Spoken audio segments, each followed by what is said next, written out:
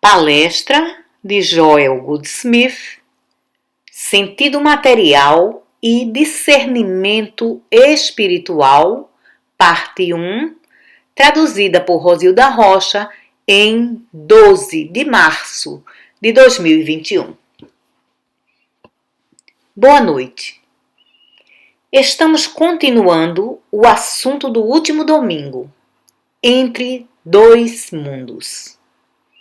E para começar, quero alertá-los que devem lembrar de que vocês podem não ser confundidos pela mensagem, mas podem ser confundidos pelas palavras linguagem semântica. Falamos sobre dois mundos. O mestre disse: meu reino não é desse mundo, confirmando a ideia sobre dois mundos. E ainda assim, a verdade é que existe apenas um mundo. Deus fez tudo o que foi feito. Qualquer coisa que Deus não tenha feito, não foi feito. Portanto, se Deus é espírito, o único mundo é o mundo espiritual. E o único homem é o homem espiritual. Então, o que significa meu reino não é desse mundo? Ou os dois mundos sobre os quais falamos no caminho infinito. E aqui está o que devem lembrar a todo tempo. Existe somente um mundo e esse mundo é espiritual.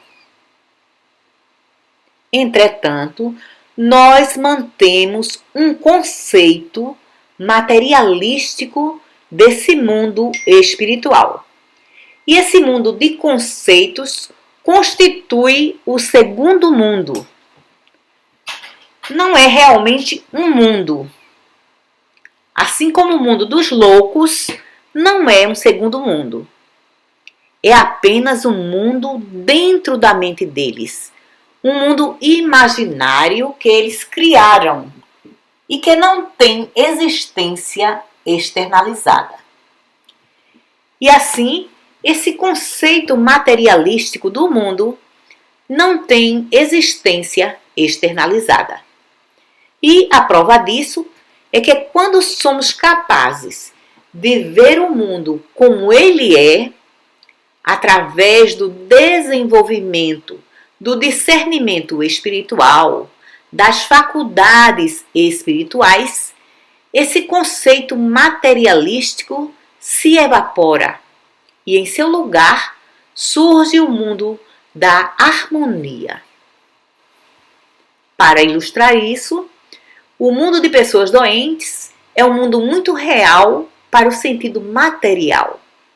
Porém, vai notar que quando o doente é trazido para ser curado espiritualmente, todo o mundo do doente muda.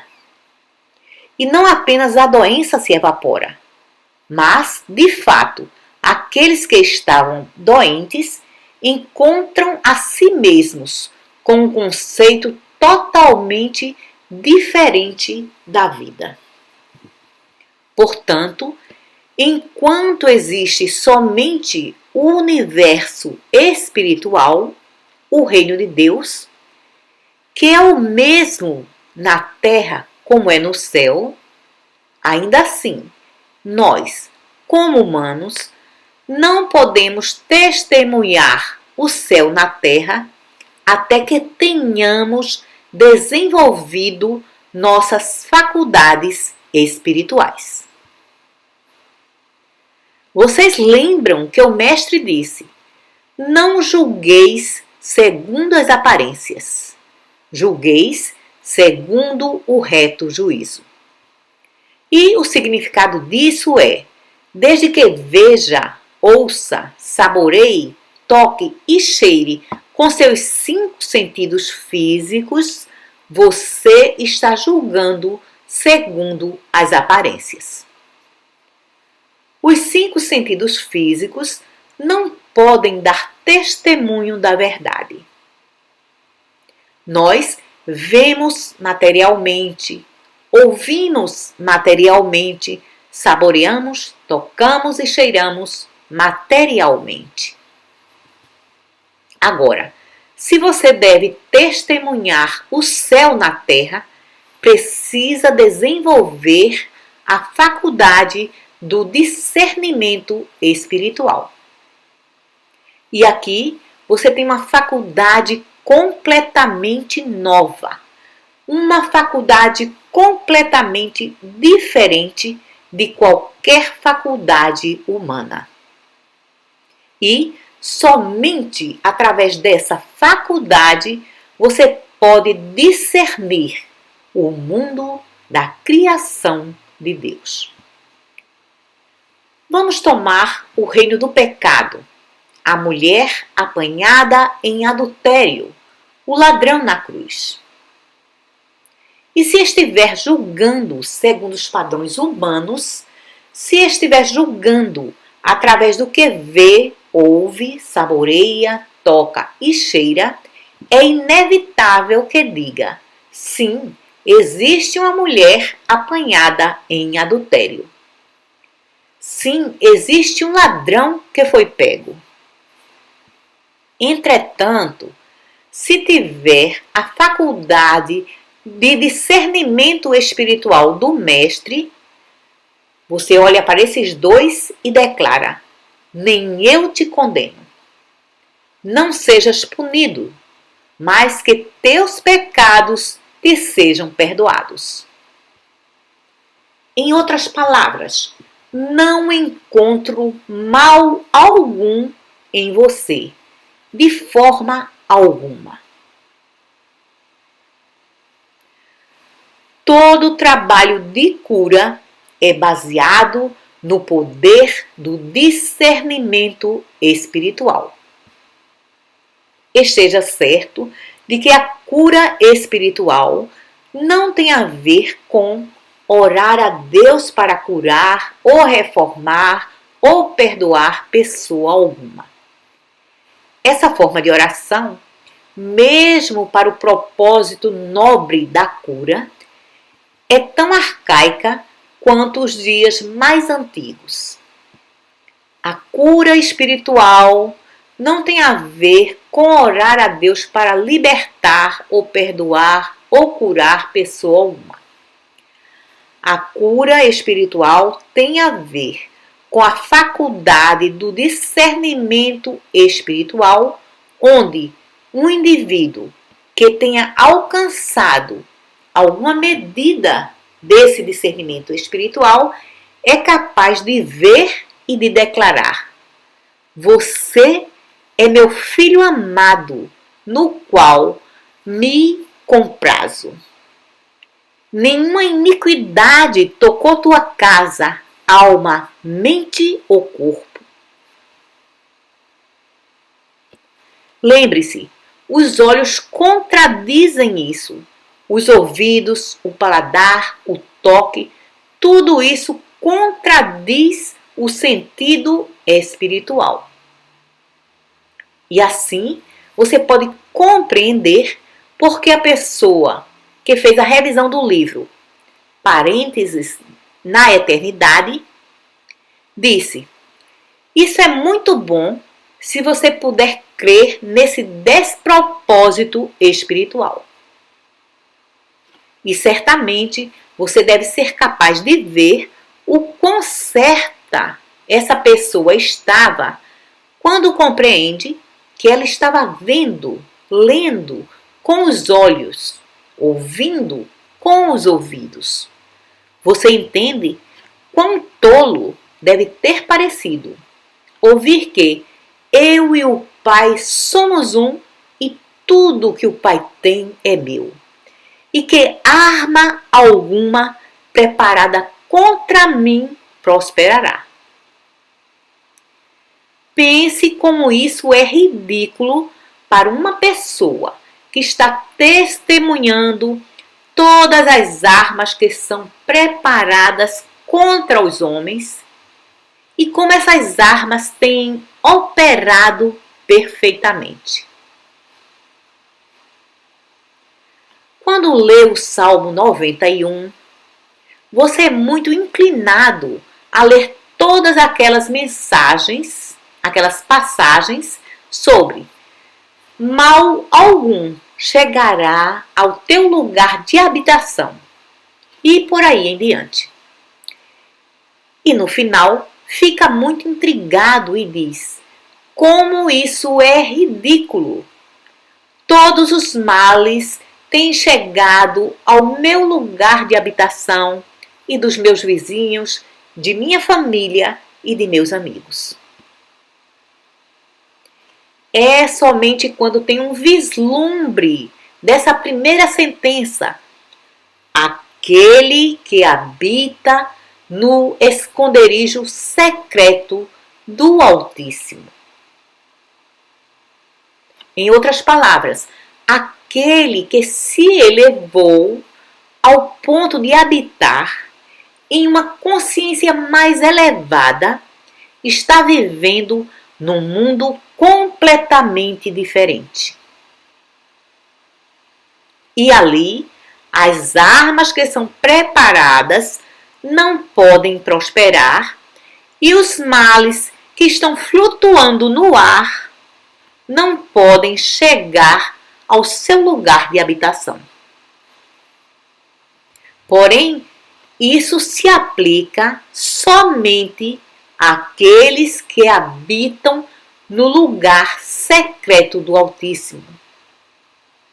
Ou como o mestre ensina no capítulo 15 de João, aquele que habita na palavra, aquele que me deixa o Cristo habitar nele. Nesse mundo humano, existe somente uma mente e todos estamos sintonizados com essa mente. E, portanto, todos recebemos as impressões, os impulsos de ambos, o bem e o mal. Provavelmente, o homem mais puro que já viveu foi, em algum momento, tentado por pensamentos carnais. Provavelmente, os homens mais honestos foram, em algum momento, em seus negócios ou em sua carreira profissional, tentados a mentir, a trapacear. A razão, naturalmente, é que aquilo que é comum para essa única mente universal é comum para todos nós. Portanto, não somos apenas tentados por aquilo que o mundo chama de pecado. Somos tentados por doenças, pelo medo, falta, porque essa mente humana universal é feita de abundância e falta, saúde e doença, vida e morte, riqueza e pobreza, e todas as variações no meio disso. Agora, até que aprendamos mais, essas são as tentações que vêm a nós e cada um lida com essas tentações de uma forma diferente. Algumas dessas tentações podem não lhe impressionar de forma alguma, mas podem me afetar. Algumas podem não me afetar de forma alguma, mas podem lhe afetar. Todavia, em algum momento, esteja certo que em nossa humanidade somos tentados pelo bem e pelo mal. Somos tentados a experienciar o bem em formas que depois podem não se mostrar tão boas. Esse é naturalmente o mundo a que o mestre se referiu como esse mundo.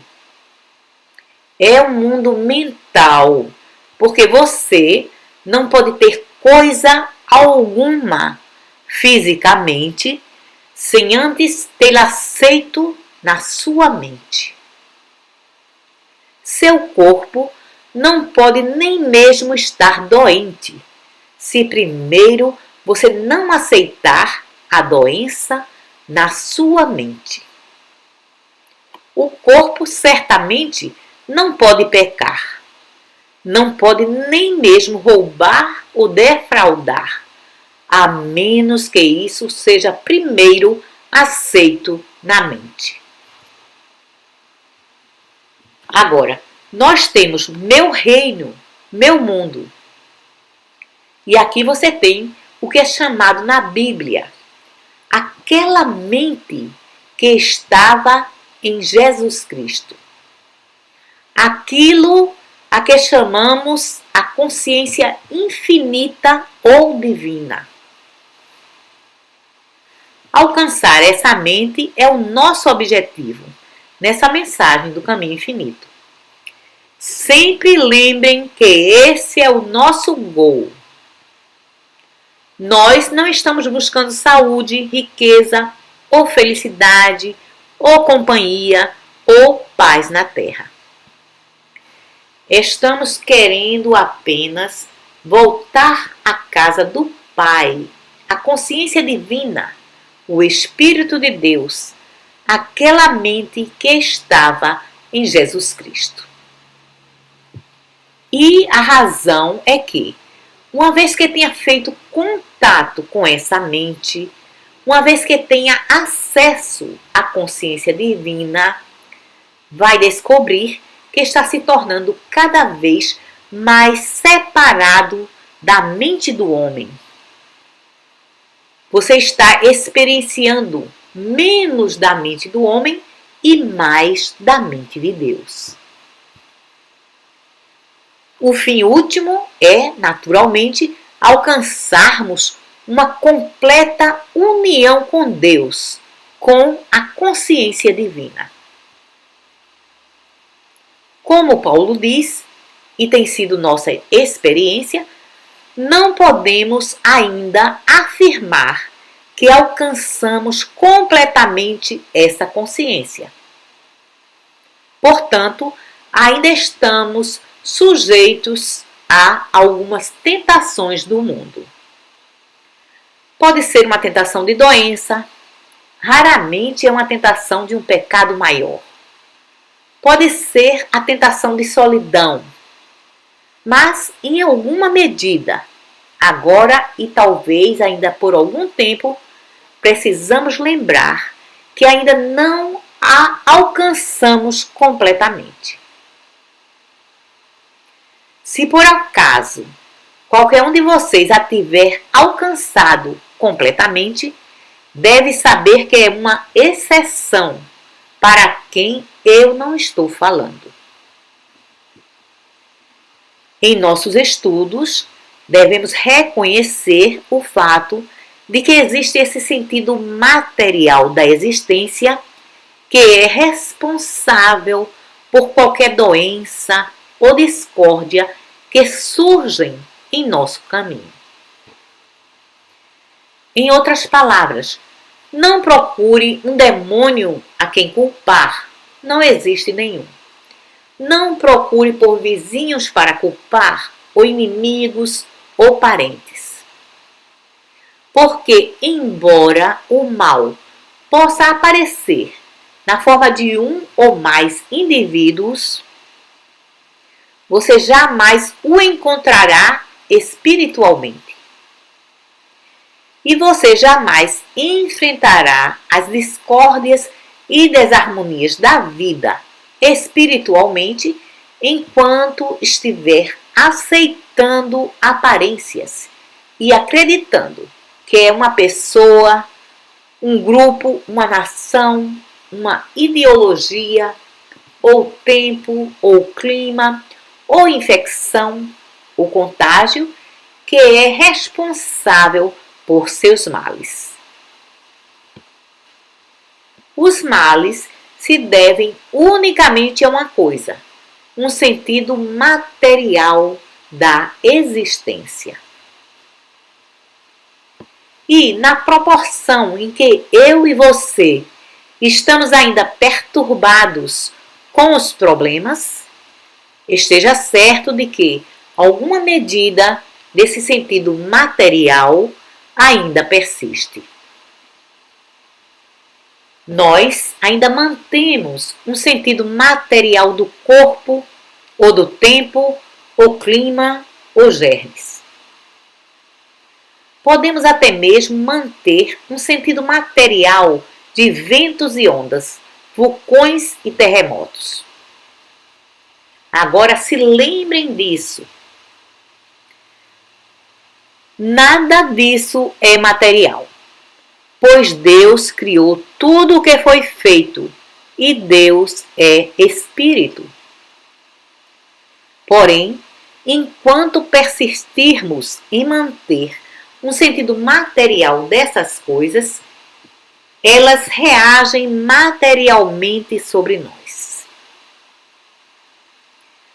Na proporção em que uma tentação aparece e você pode impersonalizá-la, por reconhecê-la com um sentido material, muito rapidamente você se liberta dela.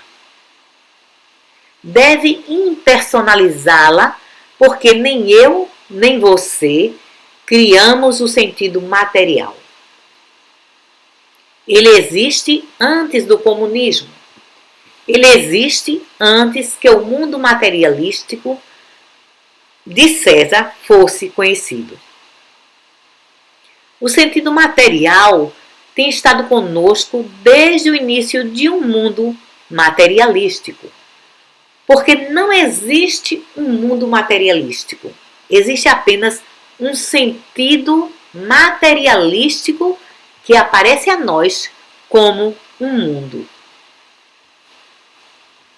Se puder observar, quando uma tentação toca a sua consciência, uma tentação em sua própria experiência, ou na de seu vizinho, ou de seu amigo, ou de seus inimigos, se puder estar alerta e em lugar de tentar se proteger dela, ou ficar ressentido contra ela, ou orar para ultrapassá-la, se puder compreender rapidamente, não, isso é o sentido material, mas a criação ela mesma é espiritual. Isso é o sentido material, mas o homem é espiritual. O homem foi criado à imagem e semelhança de Deus. O homem tem as qualidades de Deus e as quantidades de Deus. Filho, tudo o que tenho é teu, tanto em qualidades quanto em quantidades. Portanto, quando vemos algo diferente disso, estamos vendo o sentido material. Até mesmo quando vemos o homem estrutural, o homem físico, estamos realmente vendo o sentido material. Por quê? Não existe tal coisa como um homem estrutural. O homem é esse ser que está olhando através de seus olhos. O homem é completamente invisível aos nossos olhos. Ninguém jamais viu o homem com seus olhos. Portanto, no momento em que pensamos em termos de um homem pecador, doente, deformado, estamos meramente permitindo que o sentido material governe os nossos pensamentos, a nossa visão. No momento em que pudermos olhar para um homem aleijado e dizer: o que te prende? Toma a tua cama e anda. Isso significa que estamos realmente olhando dentro de seus olhos e vendo o homem por trás dos olhos.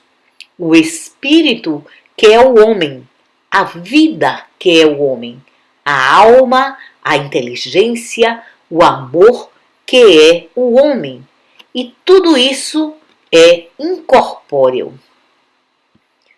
Toda cura espiritual que já aconteceu dá testemunho do fato de que alguém era espiritualmente iluminado o suficiente para não aceitar as aparências. O sentido material tem a ver com quantidades e qualidades. Porém, o discernimento espiritual não tem percepção de quantidades, nem mesmo de grandes quantidades, nem de qualidades, nem mesmo de qualidades boas, porque o discernimento espiritual conhece somente a totalidade do Espírito que é indivisível. Filho, tudo que tenho é teu. E isso significa toda inteligência, toda vida, todo amor, todo espírito, toda verdade, toda paz, toda alegria. E quando abrimos nossas consciências para isso, começamos a descobrir que essas qualidades não estão divididas entre milhões de pessoas, mas cada homem a possui em sua plenitude. Muito obrigado!